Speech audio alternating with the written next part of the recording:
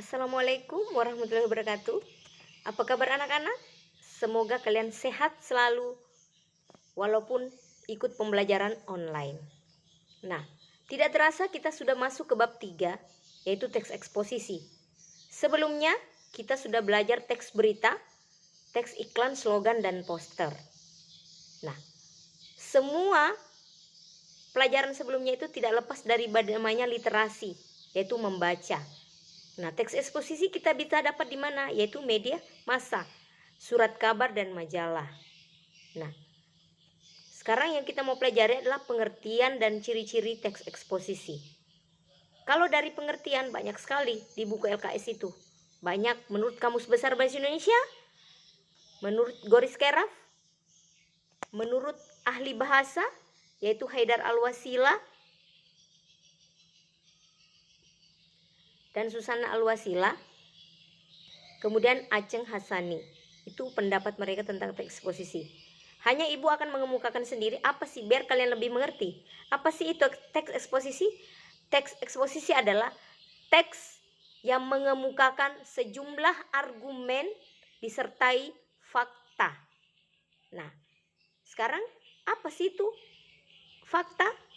Fakta itu adalah kenyataan. Argumen itu adalah pendapat. Nah, coba. Sekarang fakta. Fakta, Ibu Ros adalah seorang guru perempuan, berjenis kelamin perempuan. Itu kan fakta. Nah, kalau argumen atau pendapat, banyak. Ada yang berpendapat, kalau Ibu Ros menjelaskan saya mengerti. Ada juga yang berpendapat, kalau Ibu Ros menjelaskan saya tidak mengerti. Nah, itu kan namanya argumen atau pendapat. Nah, kemudian sekarang kan yang diangkat dalam teks itu kan persoalan, masalah lingkungan, masalah sekarang di negara kita, yaitu COVID-19. Nah, dari situ kan muncul masalah bisa diangkat. Nah, tapi tidak lepas lagi dari pelajaran kita sebelumnya, yaitu unsur 5W tambah 1H. Itu pasti pertanyaan dulu kan. Nah, apa penyebab COVID-19? Bagaimana dampaknya? Apa pengaruhnya di lingkungan kita? Nah, itu semua bisa diangkat dalam teks eksposisi. Nah, sekarang kita masuk ke ciri-cirinya.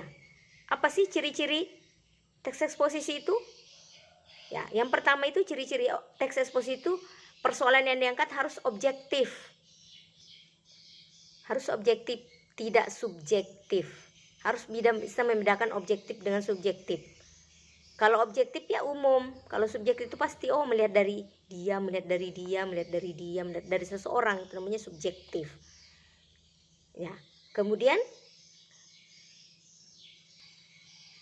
gaya penulisannya itu harus informatif, uraian itu harus jelas. Nah, kemudian yang terakhir itu adalah teks eksposisi itu harus memuat fakta. Nah, fakta itulah yang sebagai pendukung utama supaya teks eksposisi kita lebih dimengerti orang. Itu fakta dulu. Ya, Ibu rasa cuma cukup di sini pengertian dan ciri-ciri teks eksposisi saja. Selanjutnya akan Ibu jelaskan jenis-jenisnya dan strukturnya. Assalamualaikum warahmatullahi wabarakatuh.